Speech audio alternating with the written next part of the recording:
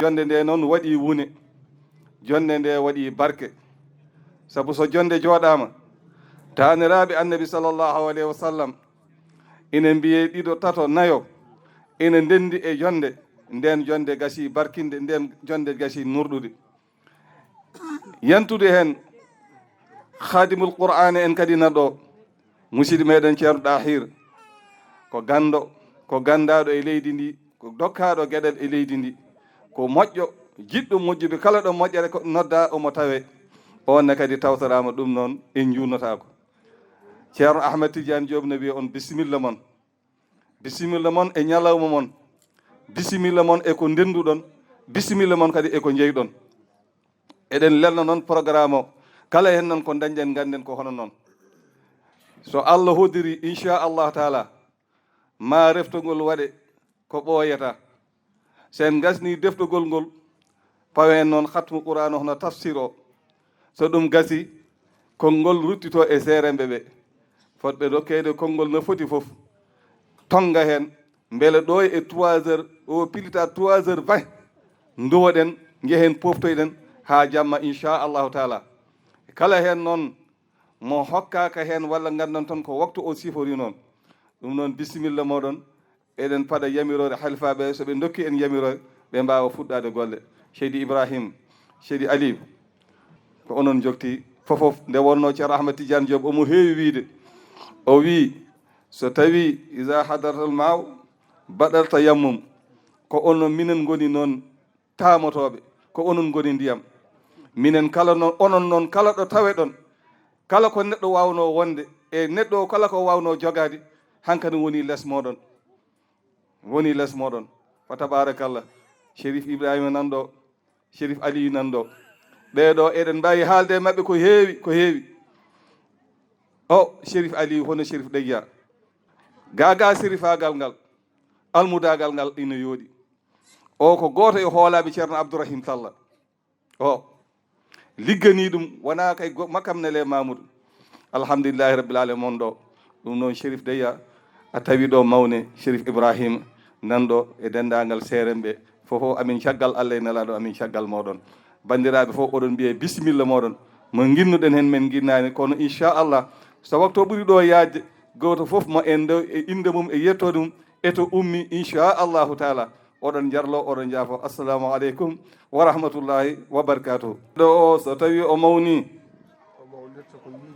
o mawnirta ko yiide ɓiɓɓe makko walla miñiraɓe makko, ɓaadi ko konko woni mawɗo. konko o hokka miñi ko Chérif Ɗeya teddungal ngal o lomtomo hen ɗo ko haalete ɗo ne heewi de. ko ɓe gande o ene heewi. o wi o ɗaccini en gori gori, kono alay saago o haalade. joni noon gonɗen koye uddidde tawa o hokka miñi ko konngol gudditen. sen gaynoyi tinnoɗen micro yo arte makko o daña ko haali.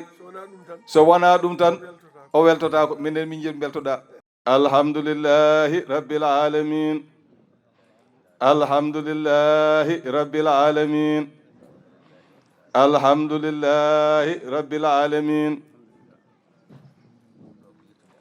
o wi ɗum ɗo ko yettude Allah, jarde annabi sallallahu alayhi wa sallam. ɗum ɗo ko ceerno Ahmed Tidiane noddi e meɗen. ɗum ɗo eɗen foti yettude hen Allah. ganden ko malu tan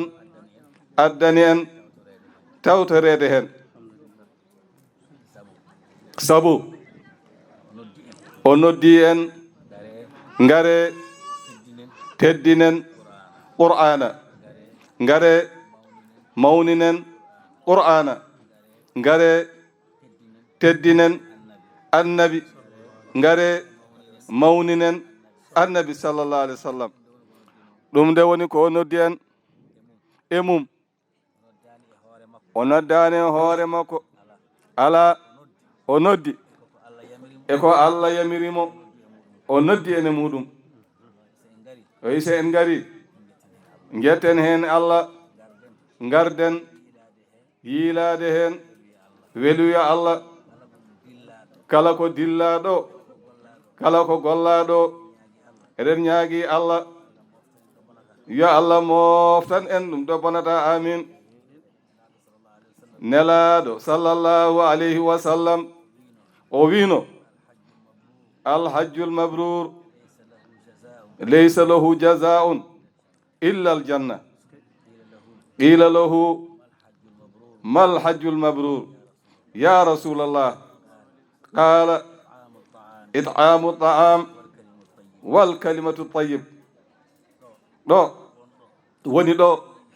ko ɗiɗi tan woni ɗo it'amu ta'ami wal kalimatu tayyib o wi eɗen poti yettir ɗum Allah kalamu bun adama kulluhu alayhi la lahu illa amrun bi ma'rufin aw nahyun an munkari aw zikrullah ɗum nelaɗo wi haala bani adama kala no foti ko ñawdoyte ɗum so wona gueɗe tati ɗen ñawretake ɗum ala ɗen ñalawma darga o yoɓete tan holɗen ko yamirno ko moƴƴi ko haɗi ko boni e ɗo janti Allah ko ɗum nde woni ko woni ɗo sa noddama hen jetta hen Allah ɗum woni yettugol Allah ɗum ɗo ɗum tan woni jettugol Allah laamgol ker salatu ala nabi mo ganduɗa ñalawma darga goɗɗo rewanma ñamade foof salatu ala nabi wima ko bannoɗa salatu ala nabi ma mo bannoɗa yobretake goɗɗo on ko rasu bayti malin imanu billahi salatu ala nabi ɗi ɗiɗi ñalawma darga ko rewoɓe ñamade ari ngari foof ɓe nawata ɗum heddantumo ɗon tan ɗum nde woni ko noddeɗen e mum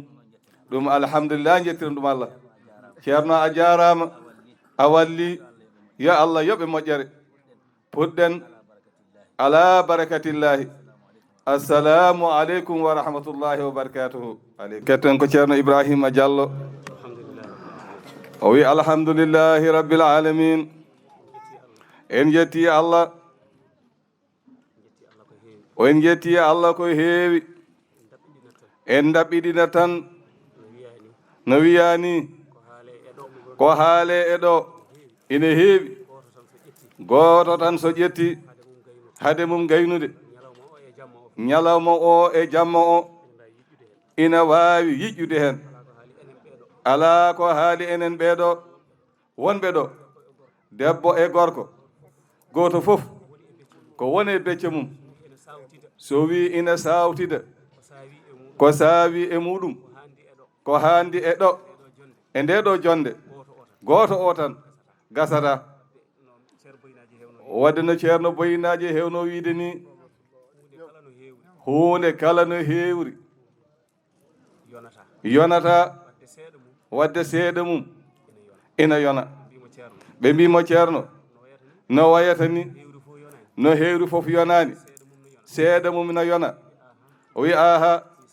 seeɗa jondinaɗo ɓuri ko heewi ko yondinaka wadde jubben seeɗa jondinɗen e seeɗo addana en barke ko heewi ko heddi ko garɗo ɗo o biyeteɗo ceerno Ibrahima Diallo ina arde miñumen o wona ceerno ala ceerno men ɗo e jonde he hankadin ko rasulallahi sallallahu alayhi wa sallam ahlu beyti makko nanɗo ɓen jeeyi qaddimuhum wala tuakhiruhum gardineɓe kamɓe ahlu beyti rasulullah kala ko waawi wonde moƴƴere kenneɓe yeeso ko Allah henniɓe yeeso taaniɓe jinganiɓe henniɓe yeeso wota kenen ɓe caggal hay hakkunde woten mbaɗ yeeso tan Allah waɗi ɗum kala ɗo ɓe goni yeeso kulol ala ko feewi tan o ko gonnoɗo yeeso woni yeeso hande jogori wonde yeeso ha janggo on waɗi ɓe yeeso woni rasulallahi sallallahu alayhi wa sallam taaniɓe o hol baɗɗo on rasulallah allahu tabaraka wa taala fodde ngal baɗal wadde ngal baɗal ko ngal gongal ha aduna firto ha janggo ha barzak ha ila ma la nihaya lahu ko Allah tan andi ɗo haɗi wona hunde gasore min jettiri ɗum Allah dental ngal yettiri ɗum Allah jooɗade joddo e ahlu bayti rasul hayso ko goto sen jiiɗi noon momten hayso o kono ko ha haala tan feewa no famdiri fof bangge yiyande ɗo Allah to ko noon mawniri nde wonno on goto biyeteɗo hayso o lomti ko hadara Allah ha timmi wadde famdani ala ko haali noon aɓe limtini alhamdulillahi rabbil alamin ɗum nde jonde nde waɗi wune no ceerno wirini ko almudo tan nelano yo toppita miñum en no mbawiri limto e hijjo walla no camoriri hen so camori artira ɗum nde woni ɗum ko neldanoɗo tan miñi ko en omo jangguiniɓe hijjo e limto o jangguiniɓe hijjo e limto ha ɗo yiyande makko e seeɗa mo o faami o omo jorti ɓe camori o arti noon artiri nelal ngal onon nelnoɓe ɓe woni ceerno en seydi alhaji cheikh ahmada tidiani diop ayyadahu llah wa nasrahu hafizahullah wa ra'ah ada allahu umrahu bijahi rasulullahi sallallahu alaihi wa sallam allahumma salli ala sayyidina muhammadin wa sallim reftotoɗo ko ceerno abdoullahi fofana dental ngal teddina ɗum ahlu beyti en gardi gollal ngal teddinirde ceerno dahir baro o lomto en o heɗano en ko timmi omo timmini alhamdulillahi rabbil alamin أعوذ بالله من الشيطان الرجيم بسم الله الرحمن الرحيم الحمد لله رب العالمين الرحمن الرحيم ملك يوم الدين إياك نعبد وإياك نستعين اهدنا الصراط المستقيم صراط الذين أنعمت عليهم غير المغضوب عليهم ولا الضالين بسم الله الرحمن الرحيم ألف لام ميم ذلك الكتاب لا ريب فيه هدى للمتقين الذين يؤمنون بالغيب ويقيمون الصلاة ومما رزقناهم ينفقون والذين يؤمنون بما أنزل إليك وما أنزل من قبلك وبالآخرة هم يوقنون أولئك على هدى من ربهم وأولئك هم المفلحون وإذ قال موسى لقومه إن الله يأمركم أن تذبحوا بقرة قالوا أتتخذنا هزعا قال أعوذ بالله أن أكون من الجاهلين قالوا ادع لنا ربك يبين لنا ما هي قال إنه يقول إنها بقرة لا فارد ولا بكر هوان بين ذلك فافعلوا ما تؤمرون قالوا ادع لنا ربك يبين لنا ما لونها قال إنه يقول إنها بقرة صفراء فاقع لونها تسر الناظرين قالوا ادع لنا ربك يبين لنا ما هي إن البقرة شابه علينا وإنا إن شاء الله لمهتدون قال إنه يقول إنها بقرة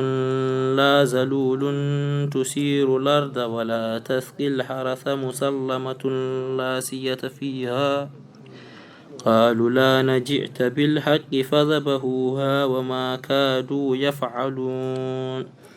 وإذ قتلتم نفسا فادارعتم فيها والله مخرج ما كنتم تكتمون فقلنا اضربوه ببعدها كذلك يحيي الله الموت ويريكم آياته لعلكم تعقلون ثم قست قلوبكم من بعد ذلك فهي كالحجارة أو أشد قسوة وإن من الحجارة لما يتفجر منه الأنهار وإن منها لما يشقق فيخرج منه الماء وإن منها لما يهبط من خشية الله وما الله بغافل عما تعملون أفتطمعون أن يؤمنوا لكم وقد كان فريق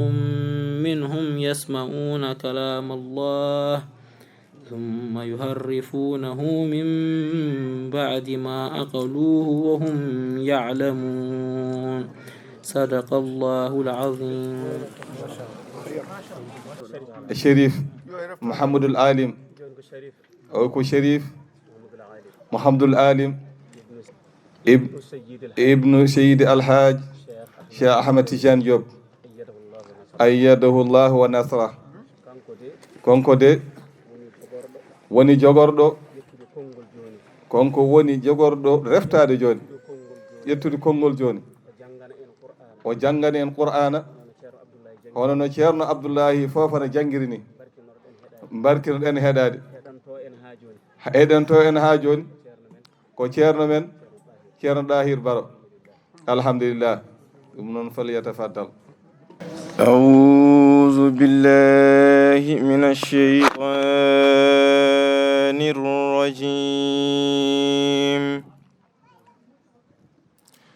بسم الله الرحمن الرحيم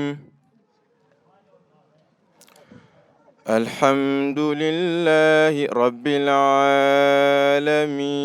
العالمين الرحمن الرحيم مالك يوم الدين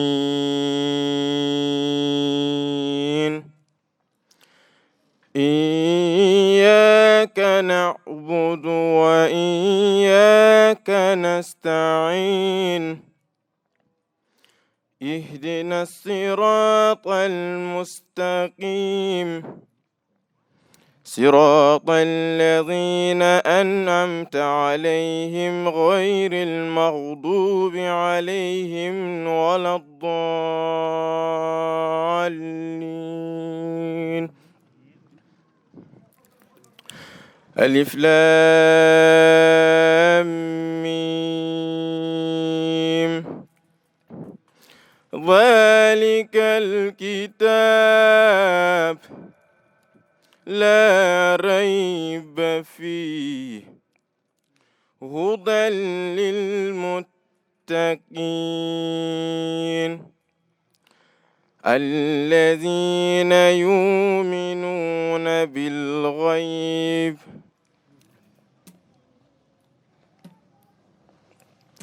الذين يؤمنون بالغيب ويقيمون الصلاة ومما رزقناهم ينفقون والذين يؤمنون بما أنزل إليك وما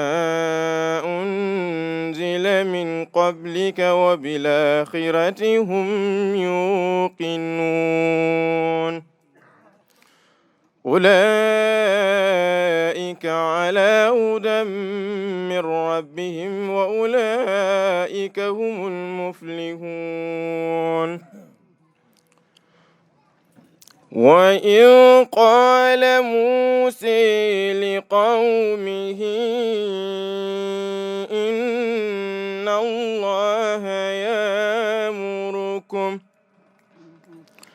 إن الله يأمركم أن تذبحوا بقرة قالوا أتتخذنا هزؤا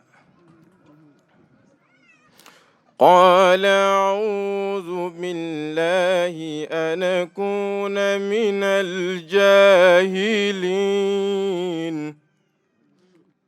قالوا ادع لنا ربك يبين لنا ما هي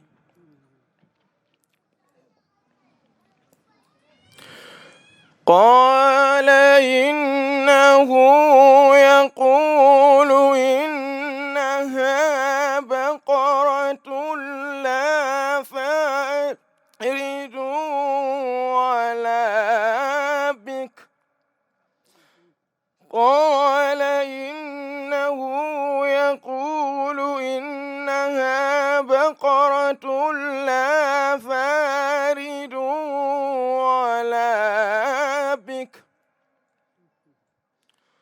ولا بكر عوان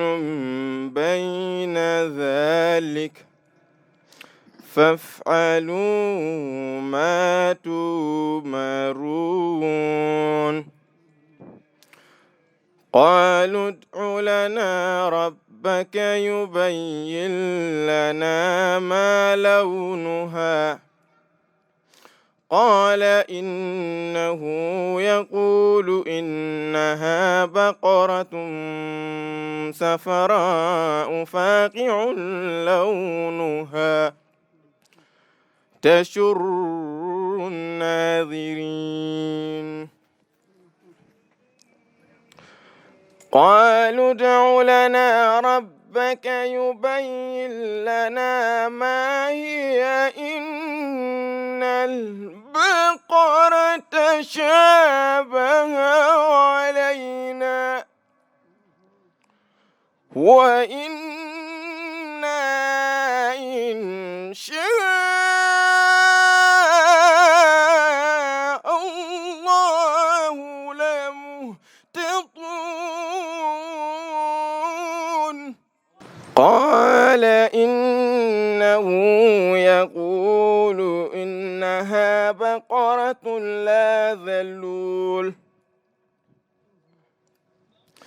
قال إنه يقول إنها بقرة لا ذلول تثير الأرض ولا تسقي الحرث مسلمة لا سية فيها قالوا لا نجئت بالحق فذبحوها وما كادوا يفعلون وإذ قتلتم نفسا فادارأتم ادارأتم فيها والله مخرج ما كنتم تكتمون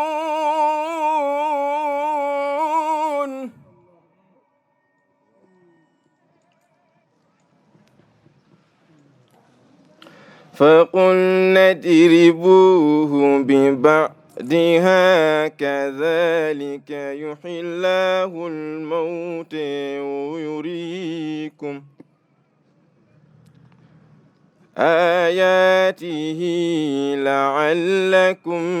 تعقلون ثم قست قلوبكم من بعد ذلك فهي كالحجارة أو أشد قسوة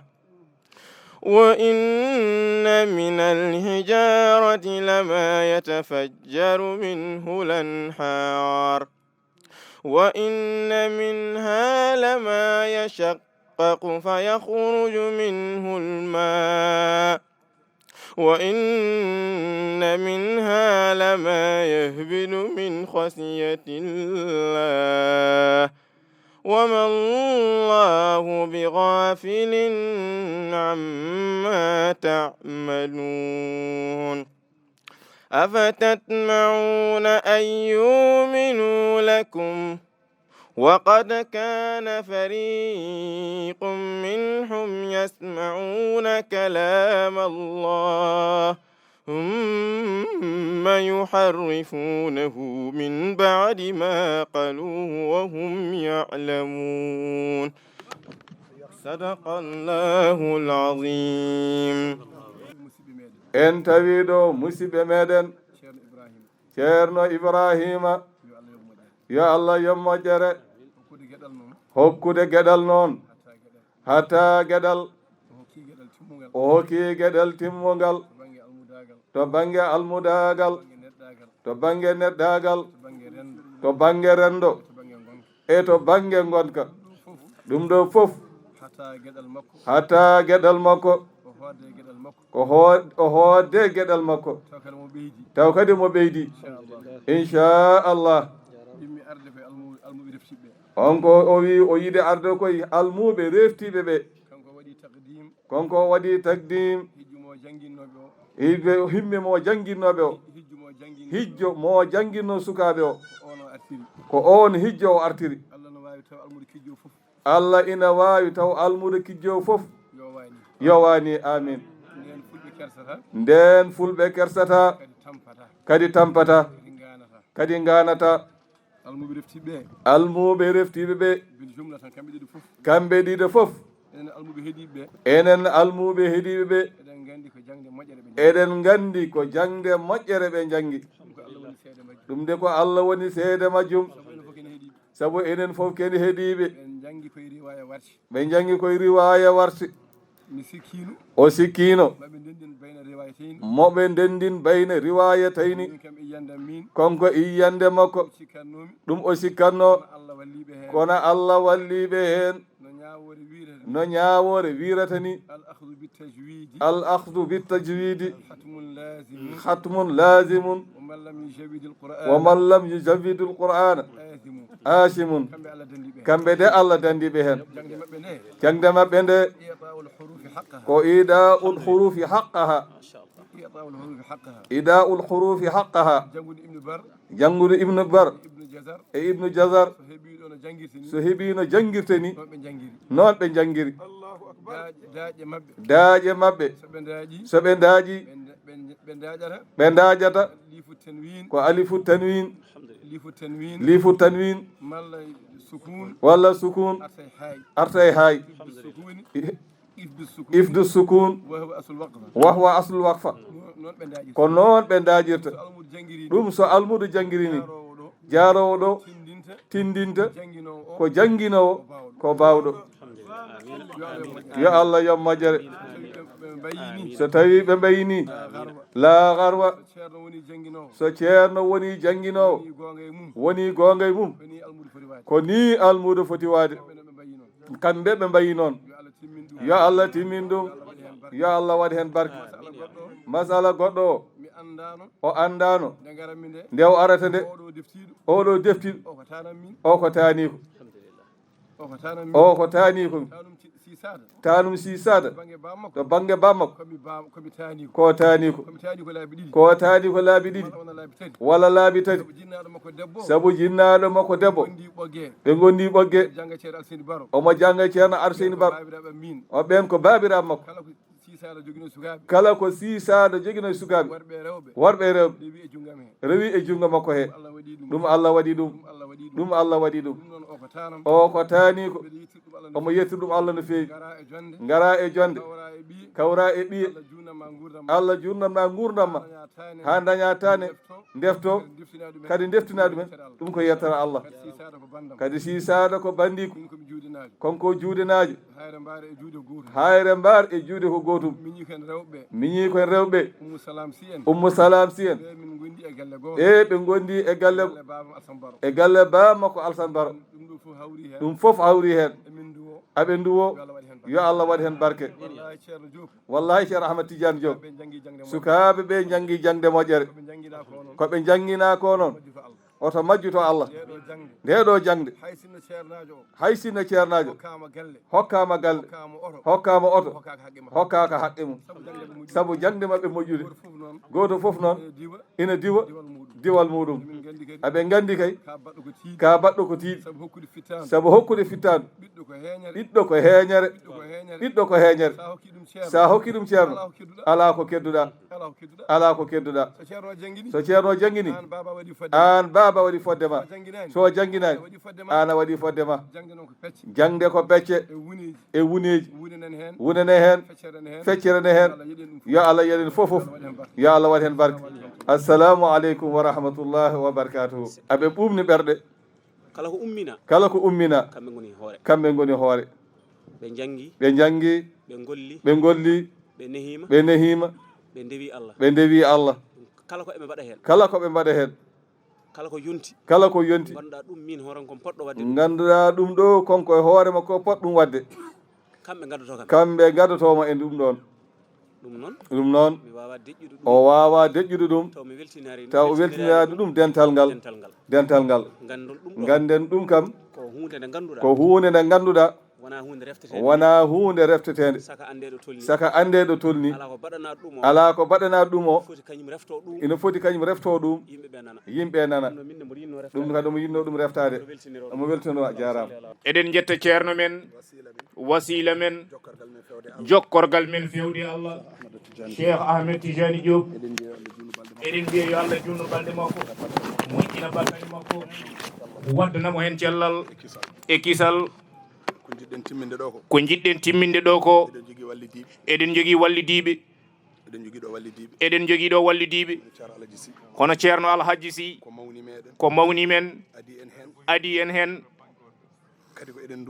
kadi eɗen dusoramo hen e mawni meɗen ceerno Mouhamadou Siraji Diop ɓe fof koye wallidiɓe men eɗen jetta Allah eɗen jetta miñiraguel men ceerno Mouhamadou Lamine ɓittel eɗen jettanamo Allah enen e makko ballodirta hen ene woodi ko caggaten hen ko kanko saggiten ene woodi ko mbasaten yiide hen ko kanko hollaten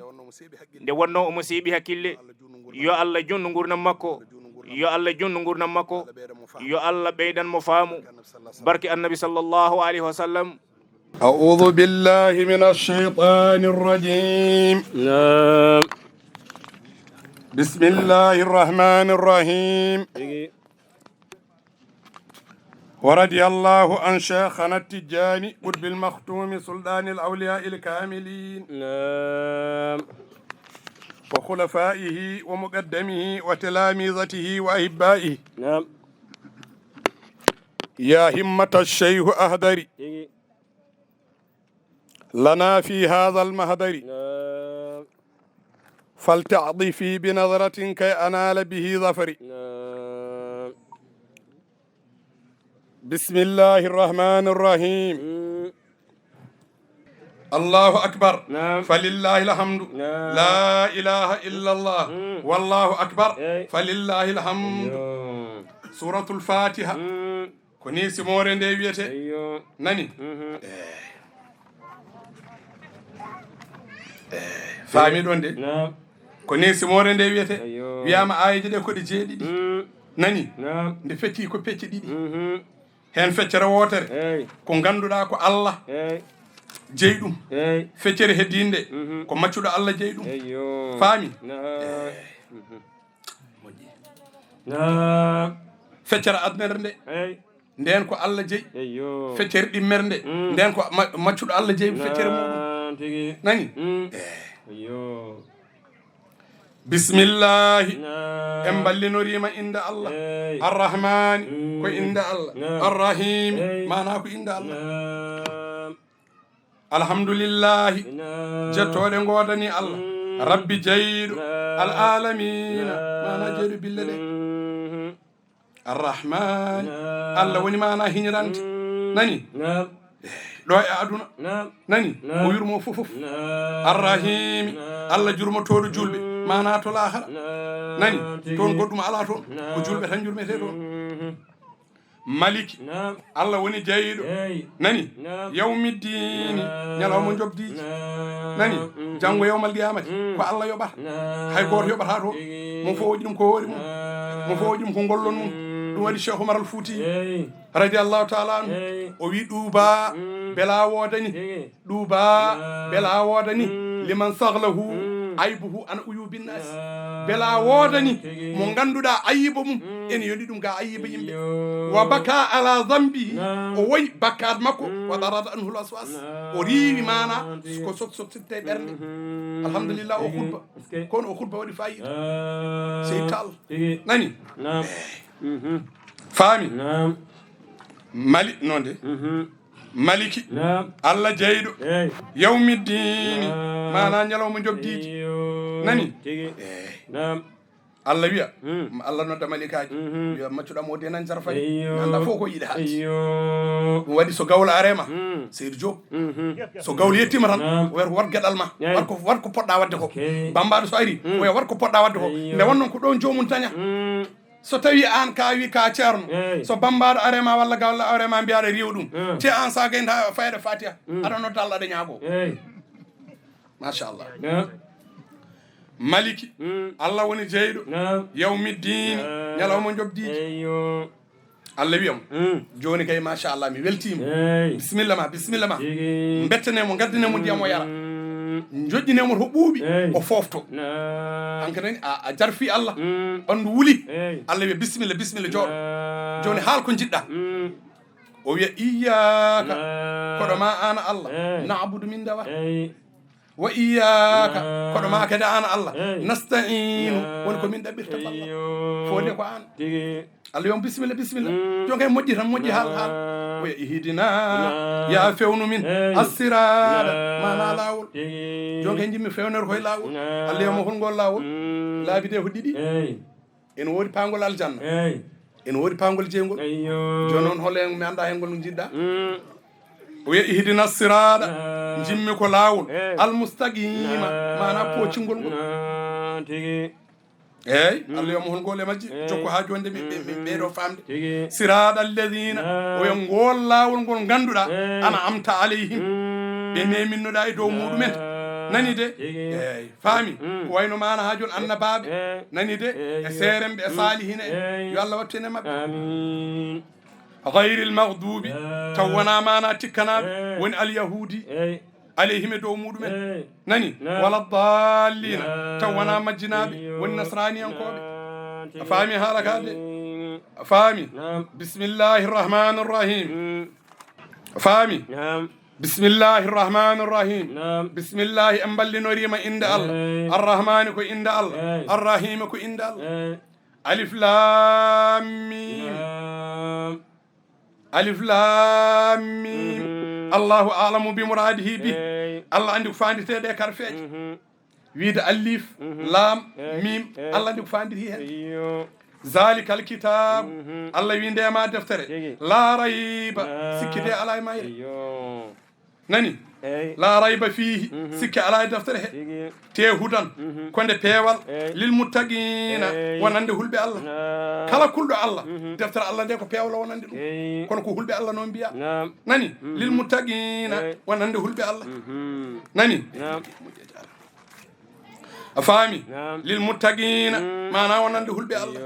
alladina no ɓen ɓe ganduɗa yuminuna ɓe ene gongdina bila gaybi ko wirni nani kala koɓe kalna e koɓe jiyani ɓe gongdina ɗum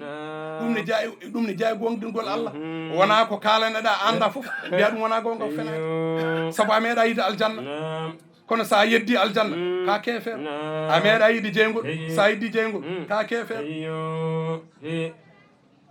wo yuqimuna eɓe ñimna assala mana julɗele wo mimma Allah wiye ɗen jawɗele rasaganahum ɗe min garsigniɓe yunfiguna eɓe nafga jawɗele ɗe fiiɗa atillahi e ɗoftade Allah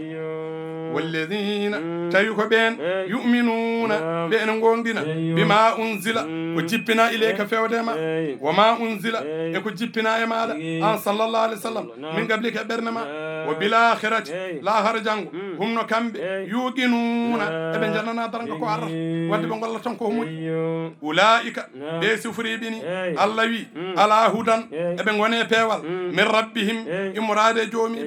ulaika ɓe sufriɓini humno kamɓe almuflihuna goni malaɓe yo Allah wattene mabɓe sadakallahu l azim